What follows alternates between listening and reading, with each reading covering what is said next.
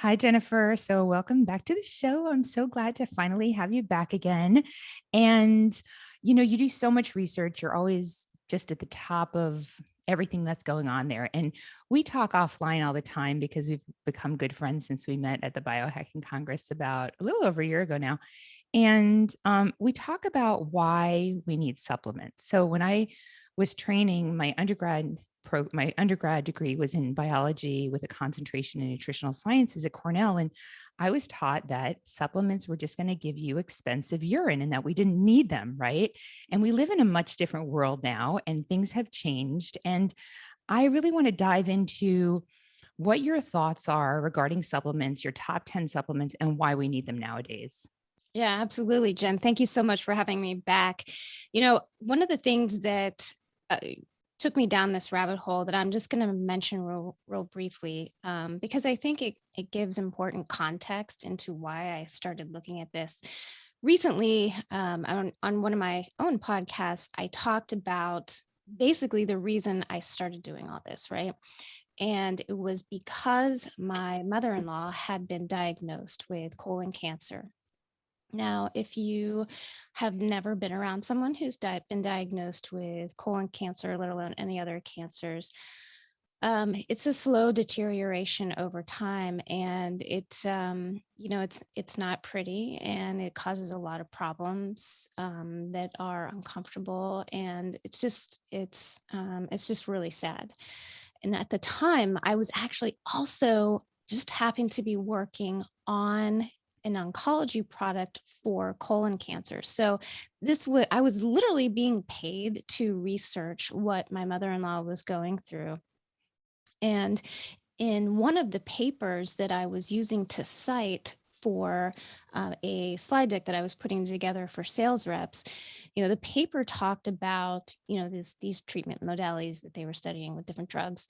But at the end, they were like, we would be remiss if we didn't point out the fact that people with colon cancer are getting younger and younger. This used to be a disease that was seen in somebody who was, late 60s, early 70s, 80s, and things like that. But no, now people are getting colon cancer in their 30s and 40s and 50s.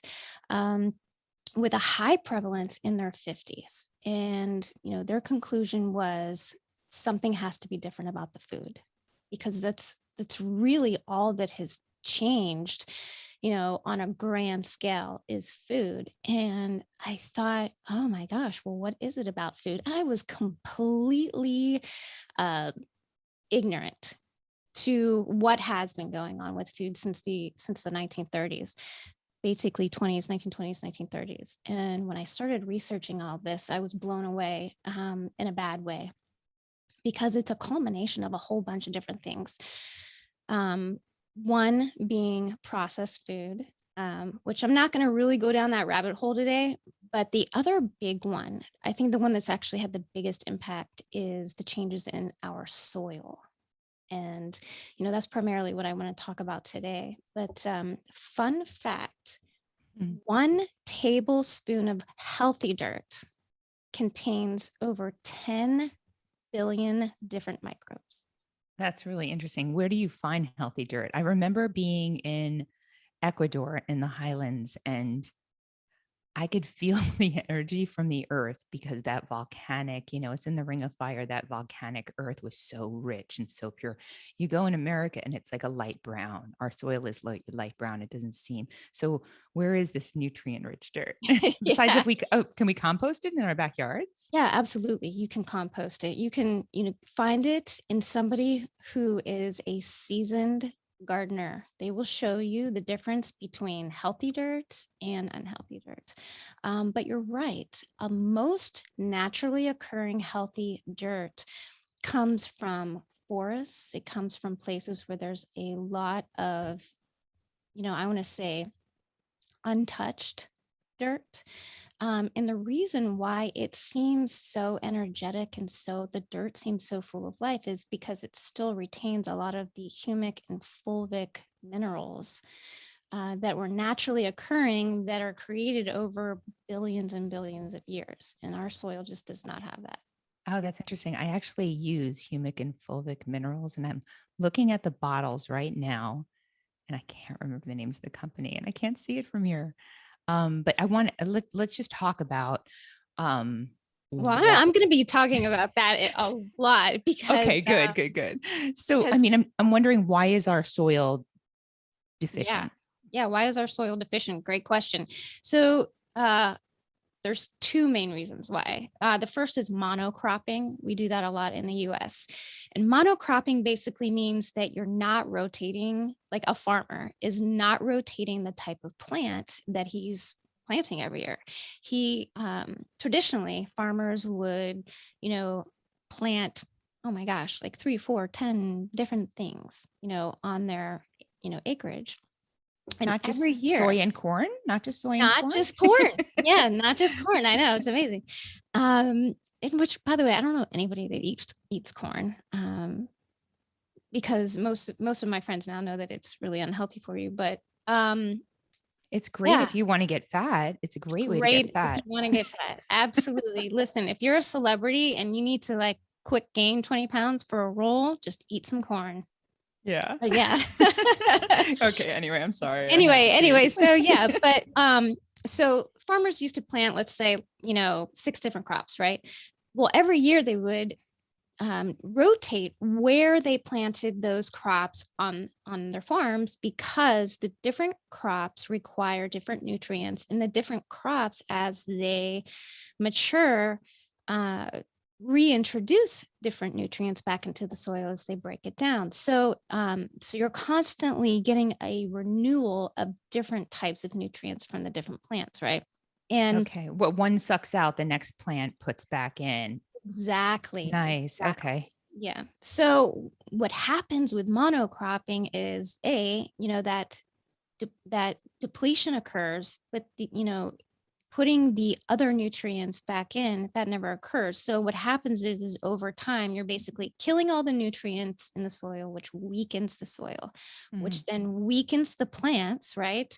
And so what do we do now that we have weakened plants, but we're a farmer and we still need to have a great harvest? We need to sell our product. Well, that's why we use, not we, but they end up using tons of fertilizers and pesticides. Because traditionally, the other thing that used to happen is they would plant other plants alongside their crops to use this pesticide control. Mm. Um, because certain things, like, believe it or not, tomatoes, tomato leaves are very poisonous to a lot of insects, as well as tobacco leaves.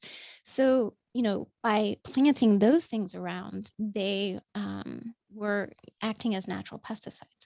Now Mm. farmers don't do that because they're trying to maximize the acreage of their highest cash product.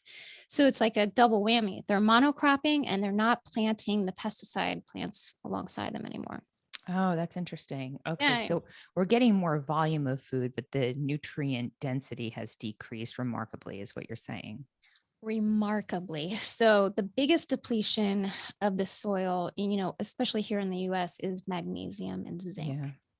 I So, feel like both of those are huge hits. Like when I see patients for, even acne, because we need magnesium for, detoxification in the liver. And sometimes there's hormonal imbalances that need to kind of be cleared. And then zinc, because in Arizona, our water is very high in copper because we used to mine it here. mhm. So balance of copper and zinc is completely off. So by adding those two at the appropriate doses, it can make a huge difference and save people from taking antibiotics. Huh. Well, you know what the other interesting thing about those two nutrients is not only are they depleted from our soil, but they're also depleted from our water, because now we're on water, all on water filtration systems. Mm. And while those were designed to keep out things like fluoride, unfortunately, they keep out everything. So, your patients are kind of getting a double whammy, right? So it's balanced. So you have to think about the fact that we've lost all of these nutrients that we should have been getting from our food and water. They're just not there anymore. Oh, Um, so you recommend supplementing with magnesium, any particular type? I think we both like the same one. yeah, and I've been getting more into magnesium a little more often, but let me make, before we get into supplement recommendations and dosages, let me just point out one thing. So the food in general, because of the magnesium and the zinc depletion, those things are necessary for the plants to produce other enzymes and nutrients. And overall, the foods are becoming deficient in things like the enzymes that used to be there to help you digest, the food that you're eating. Oh, that's huge. The Okay. protein in the food is not as robust anymore. So you're not getting as many amino acids from the protein that you used to get, right? Calcium has gone down, although, that's not as big of a deal for us in the United States because we get calcium from a lot of other sources. But things like phosphorus, iron, vitamin B2, and then, of course, Jen, of course, I have to mention vitamin C. Oh, I know you love Yes. vitamin C. And because I love vitamin C. And so when we have all of these things are now less in the food. So you mentioned, the food is less nutrient dense. It's not just the magnesium and the zinc, it's all the other things that are not, achieving their full robustness within the plants, in the fruit that comes out in the fruit as a result as well. So what's really interesting about that, though, Jen, is recent studies in plant chemistry have demonstrated that these nutrients are necessary to be present all together to provide the human body with the best absorption and utilization within the body. So, for example, just taking a magnesium supplement, that's going to do you a little bit of good. But if you're not taking the magnesium along with all the other nutrients that are supposed to be present in that food, you're at a disadvantage, right? Because nature provided the magnesium in combination with all of these different supplements for a reason. Mm-hmm. And it's because they need each other to work best. So when you take a lot of vitamin C, for example, and you don't also make sure you're taking plenty of copper, you can be depleted in copper very quickly from large doses of vitamin C. So now one would think traditionally that taking a multivitamin would take care of that. But unfortunately, most multivitamins give you like this much of what you need, whereas you need like this much. So if you are taking a multivitamin, take it 2 to 3 times a day, space it throughout the day, because that's actually how much you need. It says take 1, it's more like take 3, breakfast, lunch, and dinner. So okay, so do you think, before we jump into supplements, do you think it's better to try to find, I mean, I always default to local farmers, but I don't know the quality of the soil. Like if I go to the farmer's market, this time of year in Arizona, the farmer's markets are actually doing very well. Yes. Through about March or April. It's opposite in most places. And I mean, the foods seem brighter. There's, if you're not using the fertilizers or the pesticides, there is that hormesis effect where they have more polyphenols and more of everything in order to survive against pests and whatnot. But how do you know? How do you know, since not everyone is equal or honest even? Yeah, no, you're very right. So my recommendation is to buy local, buy from local farmers, especially ones that have livestock on their farm. Oh, okay. Well, and plus local is going to decrease the time of food harvesting to delivery, which is going to retain nutrients as well, right? Absolutely. Okay. And the reason I say the ones that have livestock is because there's some really neat studies that were done around soil depletion and how to, basically replete it. And it has to do with what's called animal impact. And animal impact is anything from, what animals just naturally do in a field. It's plant biting, it's salivating all over the plants in the soil, it's urinating all over the plants in the soil and defecating, and just even the act of trampling some Yeah. plants releases chemicals back into the soil.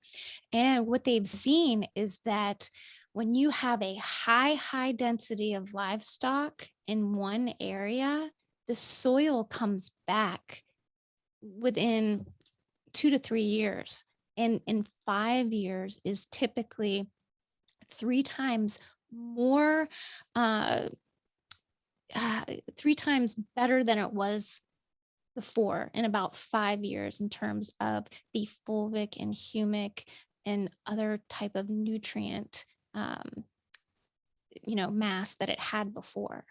Uh, That's so really hopeful because I yes, know it like is. Dr. Mark Hyman's always talking about how we have 60 years of good soil left, but if we actually do things correctly, it's nice to hear that it's And bring it reversible. back. Yeah, it's Yeah, in absolutely a good reversible. timeline. So this is great. This is really good information because I think many of us who are tuned to trying to live healthy lives, we know to look for, organic, even though you're probably still getting some chemicals from the water down the road. You're looking for grass fed, 100% grass fed with your beef, and you're looking for pasture raised with your chicken and your eggs. But like there's so much more to it than that when it comes down to your vegetables. It's just not about eating broccoli. It's about doing these other things to get the optimal Right. nutrients from your broccoli, because I don't think we have satiety really set in from calories. It comes more from protein and from nutrients, from getting the optimal amount of nutrients and protein that makes us feel full and actually stop eating. Yeah. So, that's exactly right. Our satiety comes more from receptor binding in our gut than signals that are sent up through the vagus nerve into the brain, into the, this is getting a little into the weeds, but into the MC4R gene complex pathway. And, these signals are measured and can be, some people have really robust pathways. What do you mean robust? You have different genetic, obviously different genetic signals that come through, um, through your genes. So you can have a robust pathway in terms of it picks up those receptors really, um, it binds to the receptors in that pathway really easily, or maybe you don't have very good receptor binding in that pathway. And so when you don't have great receptor binding in the MC4R pathway, your satiety signals don't exactly get triggered. So Oh, we see, on the very, very bad end of things, when people have really maybe genes completely missing for the MC4R pathway, they have massive rare disease issues with obesity. And that pathway is also necessary for cognitive function as well as it is for sexual function. So these people have just, on the extreme end, in childhood, how are afflicted. But people who just have, maybe suboptimal combinations of these genes, and I am one of them. I actually just got my DNA report back, oh gosh. and it was highly illuminating and very scary in some aspects. And I'm actually having the CEO do a live readout on my report this week. So he's going to kind of tell me live, what certain combinations of these genes mean for my future and if I have one. Just kidding. But Yeah, but epigenetics, right? So I know, but one of the things is that I'm predisposed for obesity because of this particular gene combination. But because of what I do to counteract it, right, to make sure I'm amplifying those signals in my gut, I'm keeping a healthy gut. So when those signals do come in from the nutrients in my food, they're optimized, as best as they can be for my genetics. yeah. So That's why it's hard for anyone to say what's healthy for them versus somebody else, because it might be a genetic predisposition thing. So, Yeah. it's a That's why tiny like part. this little continuous glucose monitor I have on now. And I know we talked about it the other day when I was getting that Yeah. vitamin C infusion. But if I was overweight, I would be one of those people that has diabetes. So I literally just had a couple plantain chips with avocado and eggs, and my glucose went up to 160. 10 chips. I mean, it's just I ate carbs from non-vegetable sources, just they destroy me, So Yep. whereas somebody else it wouldn't affect at all. So I popped a metformin and here I am. Yeah. Gotcha. And I understand, you and I, we share very similar genetic profiles when it comes to that, Mhm. because my report actually also said that if I was obese, I would have diabetes. So, yep. 147. I'm at 147 now. And by Okay, the way, anyone who follows their continuous glucose or their blood sugar, that's not really a happy place to be. Like, it's not. Do you have Pendulum? Have you tried that yet? Pendulum? no, I just get a prescription for the Abbott Freestyle Libre. I haven't Okay. tried anything with Pendulum. I like the biohacking field, but I'm not into all the gadgets so much. So, have you used it, Pendulum? Well, I mean, Pendulum, I think it's actually Oh, I'm a confusing it with supplement. levels. I'm Yeah. confusing it with levels. Yeah. Yeah. Yeah. Pendulum Levels. is that's the supplement. That's the supplement that's Yeah, okay. supposedly supposed to prevent glucose spikes when you eat things you shouldn't. I heard it on Dave Asprey's podcast, and it was kind of on the high side for me. It is expensive. Yeah, it was on the high side for a regular use. The science is there, which is great. I use the bioptimizers. I take the cognibiotics in the morning, and then I take the P3OM at night. Yeah. No, Yeah. I'm right there with you. And I do their sugar control, and I don't find that it makes a difference. No offense, you guys, but it doesn't really seem to help me in particular.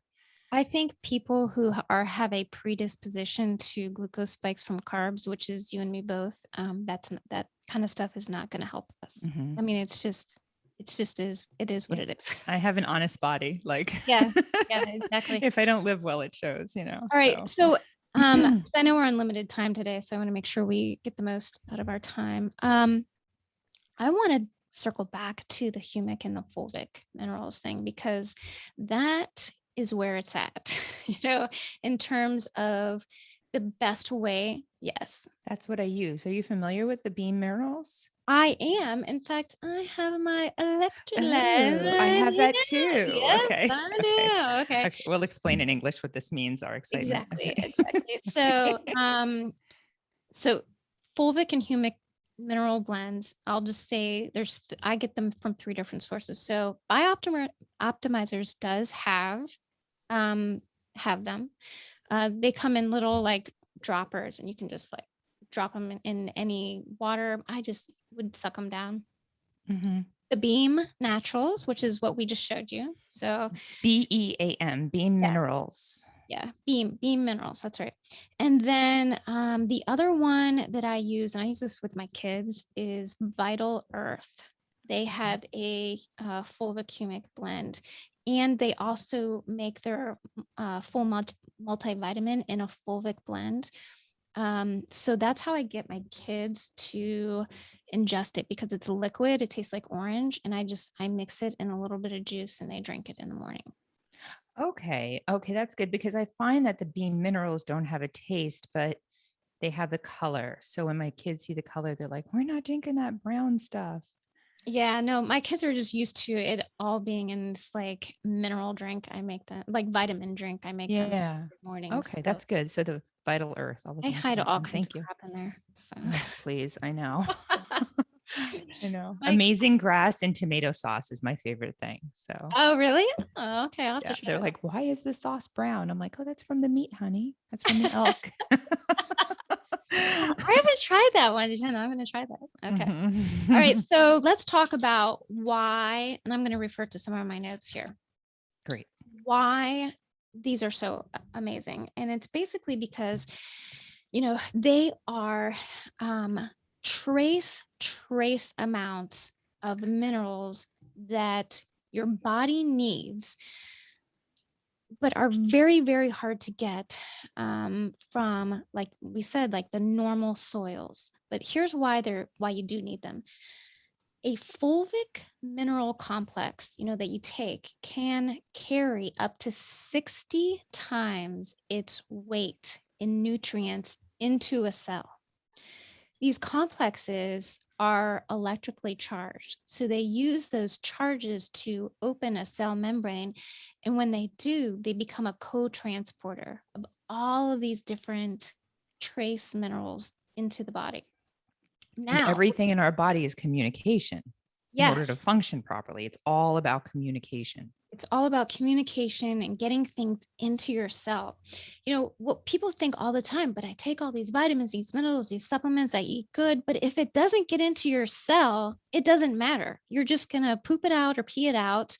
And that's where you get expensive urine, right? Mm-hmm. So it's all about absorption and then getting it into the cell. So these fulvic and these humic minerals, they actually open the cell membrane. They can carry 60 times their weight in nutrients into the cell. And then here's the most amazing part that they do. Then they take 60 times their weight in toxins and bio waste and carry it out of the cell, where then it gets dumped into your lymphatic system. And then that's how you get rid of, either you pee it out, you sweat it out, or, whatever your body's most efficient way of dealing with toxins is. So that's why people who are highly deficient in minerals have tons of headaches. They have sleep problems. They have all kinds of issues with inflammation because the cells are literally overloaded with waste that it can't get rid of. And okay, go ahead. no, I was just saying, and what's so interesting is that fulvic minerals, they're smaller than the humic minerals. So the humic ones are kind of big, but the fulvic ones are really small, and they can actually change their charge from positive to negative, depending on what the charge of the cell is at that time. So it's really efficient. And over the course of like 2 to 3 months, people can start to build back up their mineral deposit in the body so that they're not immediately having to use up whatever if you just took a swig, it's not used up immediately. They start to build back up a storage of these minerals deposits in the body that can be used at any time. Okay, that's great. So I guess the main questions I have about that, because I'm sure a lot of people listening haven't even heard of fulvic and humic minerals in the past, because it's just one of those things that we've always taken for granted has been there, and now it's not in our food supply. So how much do most people need to take? And when do you take it? Is it a morning thing with food, midday, evening, if it's going to help you sleep? Or is the sleep and the headaches a result of building up the stores? Like when and how much? It's sort of where my mind goes to these things, like with the practical application part of it. Do we have any evidence on that? Wait, there is, and it basically has to do with how much your body needs. But I will say overall, Jen, you need very little. That's why these are trace minerals. You need very, very little, which is both good and scary at the same time. If you think about it, because we need so little, it's great, because you can take a swig of an ounce of fulvic minerals and you're good for the day, But that actually speaks also to how depleted our soil is, that we're not getting it from our soil and we need so little of it. Again, it just goes back to the urgency of repleting the soil. However, so it really depends on the person. So if you're somebody who is an athlete and you're constantly depleting, let's say magnesium, you're also depleting all of those trace minerals that are necessary for the magnesium to carry out its proper functions, right? And we know that magnesium is necessary for like over 300 different enzymatic reactions in the body. It's it's one of those things where if you are deficient in magnesium, you probably have at least like 3 diseases going on, right? What do you mean by 3 diseases? Like headaches, muscle cramps, like I'm insomnia? talking, I'm talking like full, all cause, disease, mortality causing diseases, Like colon cancer, like what? Yes, exactly. That's what I'm talking Okay. about. Things like cancer, full body, That's disease. crazy. Like, right? We think, oh, I got cancer. And I mean, as a doctor, a traditionally trained doctor, it's like, oh, let's cut it out. Let's do chemo. Okay, ooh, let's take a step back. Like, why did you get it at Why age did you get it? 32? Yeah, Thank like, why you. did you get it at age 32? Let's, you Thank know, you. yeah, that's, I And mean, that's what the authors of that paper, of that colon cancer paper, were fortunately trying to bring up, that argument, just like as a last minute aside in their paper. And that is what we need to be talking about. Okay, let's cure you for the minute. Let's cut it out. Let's get it out of here. Let's get you into remission. But then we got to go back and figure out, why did this happen? What are you deficient in? Because you were deficient in something. on a population level, even so, because all day long, our bodies are producing little mutations, which can turn into cancer potentially, Yes. right? If we have the means to communicate, right? Like you just talked about, or to correct those errors of metabolism, Right. So when we don't have that ability to correct those errors, that's when things go haywire. That's exactly right. So, and that's why I talk a lot about vitamin C, to help with that, because, vitamin C helps in so many pathways to work in those, methylation pathways and those glutathionization pathways in the liver. It's required. Vitamin C, when it comes into contact with water in the body, it transforms to hydrogen peroxide, which kills the cells, that are abnormal. So, all of these things are going on because you have these nutrients available to you. So when you don't, you know, little things become big things over time. And then, but we only see them when they've become dire, right? And that's when we start to pay attention, but we don't pay attention along the way to little skin problems that are annoying, but not a big deal. But those little skin problems are your body's way of saying, help. I am deficient in something, and you need to figure out what it is right now before this gets really bad. Like what? What do you mean little? Because I know like vitamin D deficiency is easy for me to see if I rub the shins of someone and they jump off the table. Like I know for sure they're deficient in vitamin D without even checking a blood test. It's very, Yeah. very, it's a very soft sign. But are you talking specifically about vitamin C before there's a severe deficiency, that there's some skin signs? Because Yeah, I love absolutely. that stuff. Wound healing is number one. If when you even get, a slight cut and it doesn't heal right, takes forever to heal, that means you are deficient in vitamin C. Because vitamin C is absolutely critical in wound healing. And if you don't have enough of it, which most people don't, um, it's not going to heal right. It's not going to look nice. And people need to realize that the body prioritizes your intake of nutrients. So if something like really awful is going on, your vitamins and minerals are going to be shuttled to that area first. And so what's left over, if you have any left over, then it'll go, to places Mhm. like the skin to, help repair the epithelial layer. But um, so I that's why I always go to skin, because anybody can take a look at their skin and give themselves an honest assessment of, do I heal correctly? Am I glowing? Or do I look like crap? And no matter what I do to my face, I just never look rested, or it just doesn't look good, Refreshed. Yeah. Oh, refreshed. so okay, we've talked in previous podcasts, on my podcast, and also you've done deep dives on your podcast, which I recommend everybody check out, Autobiology with JLF. It's if you're really into this nerdy kind of cool fact stuff, she makes it so fun and easy to understand. So I highly recommend it. But just for the people listening right now, like, can you broadly go into like what you recommend for vitamin C? We talked about liposomal and then dosage and why you may need it a couple times a day. Yeah, absolutely. And if Uh, you should take it with anything else. you know, so I believe that, you really do need to take your vitamins in, in concert, with each other.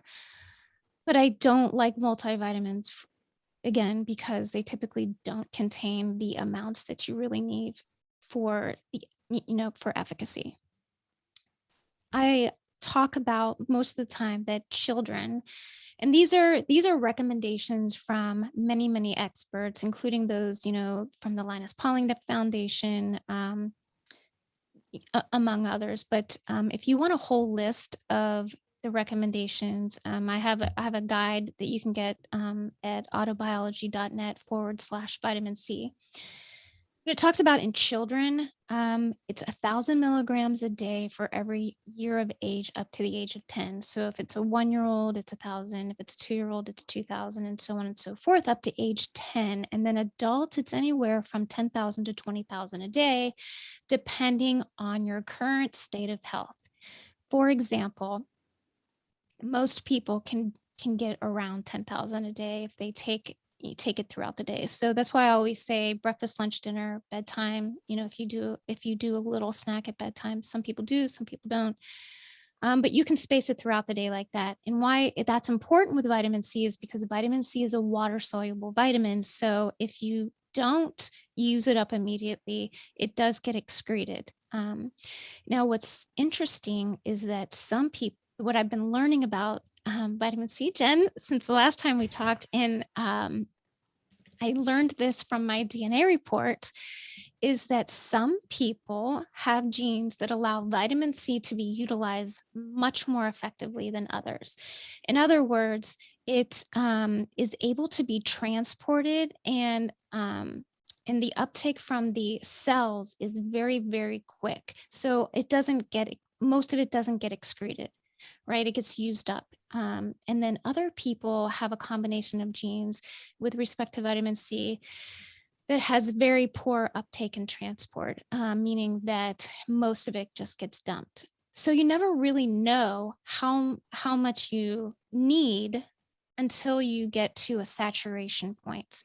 And so that's why I recommend for adults, they do like a saturation test. Pick a day where you don't want to leave the house or go anywhere, and you take basically 1,000 milligrams of vitamin C every 20 minutes until you have to go to the bathroom.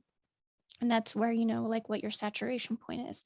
What do you Now, mean by saturation point? Like that's what you should be taking every day, or you? yes. Okay. Oh, Mhm. okay. That's interesting. Yeah. So, but what I learned from my personal report, which is why I always encourage people to pay attention to their own bodies and not strictly go off of what I do, what's good for me. I have literally, Jen, this is so serendipitous. I have the best combination of vitamin C transport genes imaginable. Thank you very much. We always like what we're good at, though. I know. But so my body uses vitamin C very, very efficiently. I'm going to do this testing because I think mine does too, because I actually never took vitamin C supplements until I met you. And I also don't like fruit. So, and I'm a good healer, so Yes. I think that I must have been just sucking up whatever I can from whatever food I got it in, so, but I'd love to do the reports. I mean, they're clearly very useful for you. So I think a lot of people, and who did you do the reports with? Yeah, it's the DNA company. Okay. Yeah. Kashif Khan, he's the CEO. So that's how you know Beautiful. you've got the right one. Okay. I know, right? There's so many. Okay. So There are, DNA. but his whole thing is that he wants the information that you get from his reports to be actionable, and give you a clear idea of where your focus and your priorities should be. I'll just say this, and then I want to finish up with a couple other nuggets. For example, like it's something crazy, like you get 32 different reports. And so, for example, like my executive function report, basically how well does my brain work, is awesome. That is like my best quality.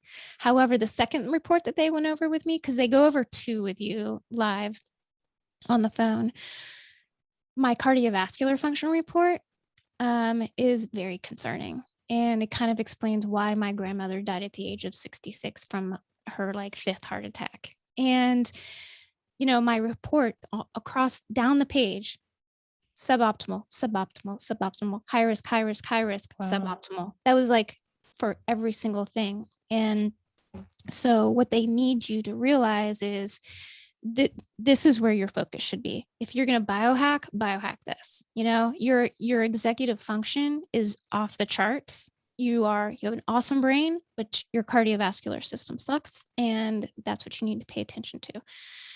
And I love that information, because how the heck would I know that otherwise?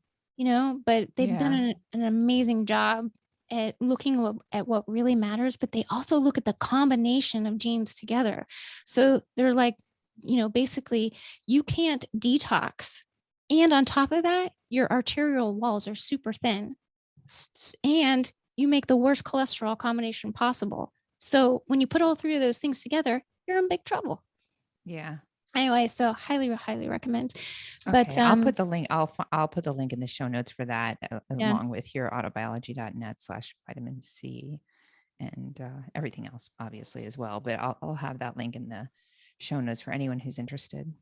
But I do want to tell people that there was an interesting study published, just going back to a couple nuggets on soil before we finish up.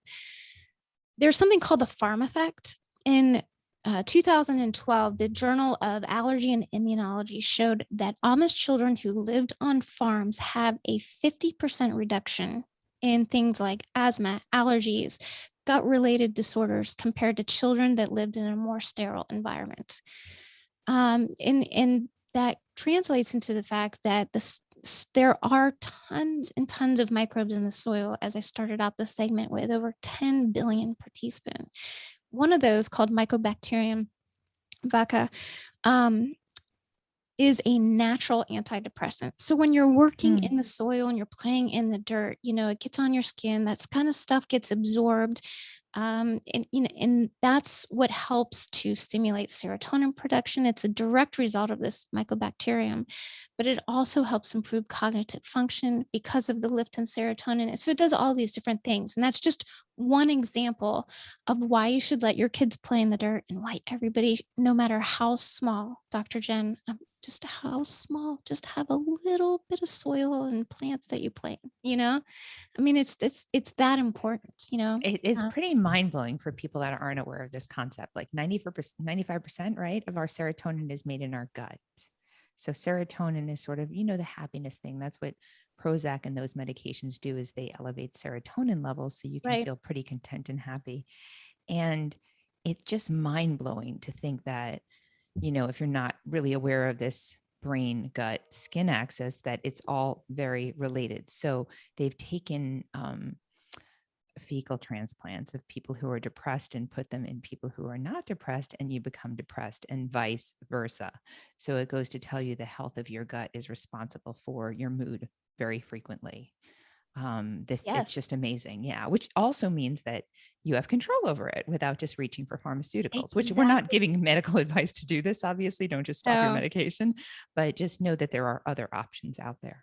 There's even something called the harvest high. You actually produce dopamine when you harvest vegetables from your garden. It was a study. It's crazy, but they think what it is it's like a primitive brain wiring that helps you to associate, foods coming from soil that contain high nutrient levels with, pleasure, because dopamine is part of your pleasure reward system. But they said it also can be triggered by just even seeing or smelling fresh fruit. Like how about when you take a tomato fresh from our garden and you open it up and you smell it? It just smells different, right? For sure, 100%. Great. Okay, so I feel like I'm a little confused on what we went over. We talked about magnesium, we talked about zinc, fulvic acid, humic acid, vitamin C. Right. What other ones? So the other ones I want to mention, that I think are pretty much essential, and it's because they remove toxins, which, unfortunately, a lot of the foods that we consume now are high in toxins because they aren't grown appropriately, or because they are processed and they're more susceptible to bacterial growth and just basically, um, they rot really easily because they don't have all the protective things in them that used to keep them from rotting really quickly. So then they get sprayed with more pesticides and yada yada yada. So we have all these toxins in the food now. But iodine and selenium is another one. The soil is very depleted of iodine, and then unfortunately, that's bad for us because iodine is necessary for the thyroid function. And when our iodine receptors are open and not getting iodine, they actually are susceptible to being bound with other things that are really bad for us, like bromine. And that causes a whole bunch of hormonal problems, hormonal cascades. But when you take iodine, it's a good idea to take selenium as well, because it helps to detoxify whatever is currently occupying those receptors, as well as mineralized salt. Salt naturally contains a lot of trace minerals as well, but most of it gets processed out if you just use regular Morton's table salt. Plus, that contains bleach, which most people don't realize. Do you like Himalayan sea salt or Celtic salt? Because I know there's been Celtic salt, yeah. Okay, yeah, like with some of the sea salts, I think they found some heavy metals in there. Yeah, you have to. That's why I stick with Celtic salt. Celtic salt. Okay, great. Or Celtic salt. I don't know. Celtic. I don't know how to say it. Sorry, everyone. I don't mean to. I know everybody in Ireland's right now. It's like I should know my I maiden know name's we should O'Neill. know. We're both of Irish descent. I know. I know. I think it's Celtic. I think you're right. I think it is Celtic. Yeah. Yeah. I'm sorry. Thank you for the correction. Oh gosh. Okay. So I know you're running out of time. So I'm just going to go through my list. Yes, please. Glutathione, for sure. We've mentioned. Wait, so glutathione, are you like, how do you recommend doing that? Like liposomal glutathione at night, or how do you recommend people take glutathione? I recommend any way that they can. There's lots of different forms of glutathione. Some people feel like taking it directly is not the best way, that you should take it more in a precursor form. Like N-acetylcysteine? Yes, like NAC. And then also, providing like extra like niacin or NAD or nicotinamide riboside or NMN, which that's a whole nother podcast. But when I was at the conference a couple months ago, the biohacking conference, they really pushed the liposomal form of glutathione, just because it can stick around in the body a little longer and make it to the liver. Yeah, I like taking the liposomal glutathione on an empty stomach at night right before bed. I get it from Pure Encapsulations. And yes. I also have like a nasal inhaled one. It just kind of burns, so I don't use that as much. Oh, yeah. No, I love the liposomal one from Pure Encapsulations. I use that too. Yeah. Okay. All right. So B complex is a pretty huge one, but that just goes with the whole like niacin thing. And just even if you're B12 deficient, take a B complex, because as I mentioned earlier, all of these micronutrients work best when you use them together. And that is like especially true for B complex. We talked about vitamin D, anywhere from 5,000 to 10,000 IUs a day. I actually found out from my DNA report that I can't make it and I can't transport it. And that was kind of shocking to me. I have that genotype of people that live in or near the equator. And I guess my ancestors were very dark skinned, because I carried that gene over, and I make it very slowly. And they were basically like, you need to consume vitamin D all day, every day. Yeah, that's an important point, because a lot of people think that everyone can make it, but we can't all make it. And as we get older, our ability to make it from sun exposure decreases. Yes. So I agree with the supplementation. I usually recommend 5,000 a day, but you need to have it checked. And I don't think there's been anyone over the normal range on 10,000 a day. So mostly because most supplements don't actually contain what they say, but that's a whole nother story. And then my last one was NAC, which I think we talked about, N-acetylcysteine. Okay. And then did you mention, so I have magnesium, zinc, fulvic humic minerals, vitamin C, iodine, selenium, mineralized salt, glutathione slash NAC, B complex, and vitamin D for 10. But I thought I heard you mention NMN or NAD. Did you mention that too? Yeah, I mentioned those in terms because, they're all sort of like derivatives of niacin. Mm-hmm. They're just, Which is B more, vitamin. yeah. They're just more and more closer to getting to NAD plus, which is the where you want to get to, because NAD is just I mean, it's sort of like vitamin C in the detoxification and energy and cellular world. I mean, it's just where you want to be. It's required for mitochondrial you know production of energy, and it's just one of those things that as we age, we have less and less NAD. Our cells make less and less of it, And we but can't recirculate it as well, right? we can't, but we actually need more and more of it. Okay. So And then do you like, so are you an NR fan or an NMN fan? And then do you recommend people take it with resveratrol as well? Like, yeah, I David totally Sinclair. recommend they take it with resveratrol. The studies are pretty clear on that if you look at proper dosages. But I don't have a preference as far as I like to take actual niacin every day. Do you? But You could tolerate it, huh? I can. That's amazing. I flush really, really bad. I do too, but I mess around with it, and I actually I was just talking about this on another podcast. But I do accidentally like get the full body flush, like once every other month or so when That's I'm rough. messing around with it. But I kind of like it, kind of like now that I know like what to expect, it kind of feels good. And then I always laugh because Jen, I look like a giant red beet from head to toe. It's pretty funny. That's I so just keep funny. saying I need to take a picture. Oh yeah, yeah. Please do and send it. Yeah, I mean, I've heard David Sinclair. He's so amazing on this research, and he talks about a gram of, I think he uses NMN, He does use NMN, yeah. and then a gram of resveratrol. But I mean, I look at the price points, and I just kind of try to hedge with everything. So I end up with 200 milligrams of both because that's where I'm comfortable with my price point. On a daily level. It is expensive, and so is nicotinamide riboside, which is I think that's what they use in the True Niagen brand. And Um, Thorne, I think Thorne has that as well in their okay. products. Yeah.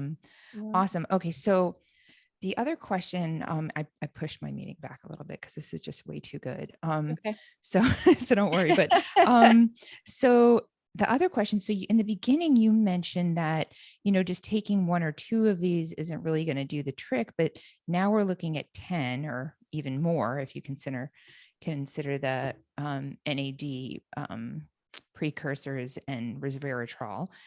How does someone start to try to make sure that they're in the right balance? I mean, obviously we start with like trying to get the best quality food that you can.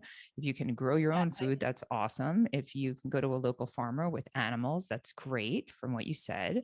But like when you're looking at these supplements, like I know I love magnesium from Bioptimizers because it has all 7 magnesiums, but Right. sometimes I'll do like a little extra mag glycinate at night if I want to sleep better, or I'll do 3-in-8 if I'm doing some neurofeedback during the day. But in general, I like the magnesium from Bioptimizers. And I think you have an affiliate code too, but I have one, Dr. Jen, it's just DRJEN Haley 10, and they do like a 10% discount. But like, as far as the other ones, how do you recommend incorporating all of that? The vitamin C you deep dived on, but I mean, iodine, I get a little nervous with iodine as someone who has Hashimoto's. I just get a little bit nervous as far as like, there's so much controversy out there, even in thyroid specialists, as far as to supplement or not to supplement, or, have some seaweed, but then too much seaweed has some toxic some toxins in Yeah, it I as know. well. So Really, I've been kind of thinking about doing an entire podcast on iodine because there is so much to dive into. My first recommendation would be to educate yourself.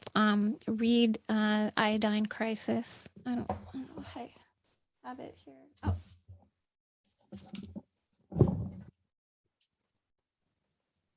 by Lynn Farah. Iodine Crisis by Lynn Farrow, Farrow. Okay, great. Thank you. Yeah. So Quick summary.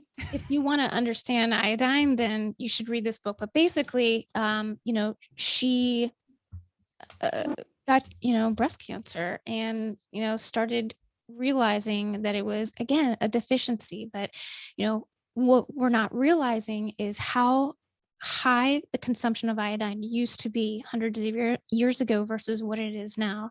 And then, unfortunately, on top of that, when we are deficient in iodine, our receptors take up things like bromine instead. And what happened when bromine is poisonous and is toxic, it's a toxin. Unfortunately, it's used everywhere. It's used as a flame retardant in clothing. It's part of, fire extinguishers. It's used in a whole bunch of different plastics. It's used as the basic compound in pharmaceuticals for major antidepressants. It used to be a drug that was given back in the early 1900s to treat epilepsy. It is ubiquitous, and it's poisonous in high doses. And unfortunately, nobody has kept track of how much bromine we're being exposed to on a daily basis. So most people are literally, especially women, are predisposed to bromine toxicity. And one of the ways that you can tell if you have high bromine toxicity, which I do, is cherry angiomas is one of the signs. And cause I have them everywhere. In fact, the last time I had a full body dermatology check, she literally looked at me and said, I've never seen somebody with so many cherry angiomas in my life. She was like, that's really odd. I mean, I'm covered with them. Okay, this And is really fascinating because I never knew that. So if you have a lot of cherries, what's the mechanism of action for that? so Do they what do something with the vascularity? Yes, it's exactly right. So when you have reached a toxicity level, the body tries to get rid of the bromine any way it can, and the most effective way that the body has found to do this is through building vascular channels straight up through the skin. Wow. Okay. This is so interesting. I used to have a lot of cherries and I burnt them all off, obviously. Yeah, And you can get rid of them, yeah, obviously. but Yeah, no, but I haven't been growing more. And I'm curious. So, okay. So, how do you avoid this bromine toxicity? well, you can't avoid it. Most people who don't take any form of iodine supplementation or don't eat high iodine diets, I guarantee you they're full of bromine. Um, So interesting. Okay. That yeah, is, yeah, because that's it's everywhere. It's in our food. Oh, every bread bread. yes, it's in our bread. They use it as part of the Leavening. rising leaven. Yeah. Yeah. The Yes. leavening process. Yeah. They Yes, use bromine. except Okay. for Pepperidge Farms is the only one that doesn't use it. What FYI. about like even organic bread? It's still used in it. I don't know. I don't know the answer to that. I just know of the massive commercial bread makers. Pepperidge Farm is the only one that doesn't. Oh, that is so interesting. Okay. Okay, this is amazing. So the only other question I have for you before we close out is so you talked about soil depletion, and that's one of the reasons why we're deficient in a lot of these nutrients and minerals. Is there anything that we're doing in our daily lives that depletes our nutrients that kind of eats them up a little bit quicker? Because I know, like, obviously, stress can, Stress. Yeah. yeah. Yeah. Stress, high cortisol levels. It chews through, all of our nutrients. I mean, we get so depleted. Our adrenals get depleted very, very quickly. That's why the fulvic and humic supplementation is so important, because one of the first things it does is it sort of like restocks our adrenals when you start taking it on a consistent basis. I'm That's beautiful. Yeah, and it's easy. It's easy to do. Yeah, I It's just not. poured some in my water while we were talking. It doesn't taste like anything. No, it And doesn't. on the Beam Minerals bottle, I have no conflict of interest at all whatsoever. It basically just says if you're taking the fulvic with the humic to do a half of ounce a day, Do you think it's something you need to do every day, or like once your stores are up, if you forget, or if you go on a vacation, you don't need to worry about bringing it with you kind of thing? Yeah, I think they say like athletes need to take it more often. In fact, I think that they make a spray that you can spray directly on your skin to I've help done it. absorb it. Yeah, Yeah, I've done that. Like after I go for a long mountain bike ride, it really actually works. At first, I'm like, oh, is this sort of a placebo magic? And it definitely helped if I had a muscle cramp on my legs. So right. it's kind of interesting. Okay, any other points that we missed out or that I didn't ask you? Well, the other thing I'm just going to say is I mentioned earlier in the podcast that, and I'm so sorry about all this beeping. It's okay. You're popular. You're popular. um, is that we have the problem with soil depletion, but we also have the problem with just food processing in general. And I'll just remind everyone that when you eat packaged, prepackaged foods, processed foods, what that means is that food has been completely depleted of all vitamins, minerals, and nutrients to make it shelf stable. And then they have re-added only a tiny fraction of what used to be in that food back in as supplementation. So when you see a package that says, the ingredient has enriched flour or niacin enriched flour, that's why it says that, because we learned early on in the 1930s when the United States had a massive outbreak of pellagra that niacin is absolutely essential for human functioning, and they had processed it out of all the foods, and basically people were getting the 3Ds, diarrhea, dermatitis, and dementia. You have a Um, great podcast episode on that. yeah, It's very so entertaining. Okay. So, yeah, anyway, but what they're putting back in isn't necessarily in the natural balance of what it is not. humans need, because it's not, we haven't been able to outsmart nature. Correct. Okay. Yes, which is why we should go back to whole foods and why we need to replete the soil, Yeah. And you're talking and about and like why every, everybody should have their own vegetable garden. yeah, I used to have one. I'm not the best at it. I really do have a black thumb.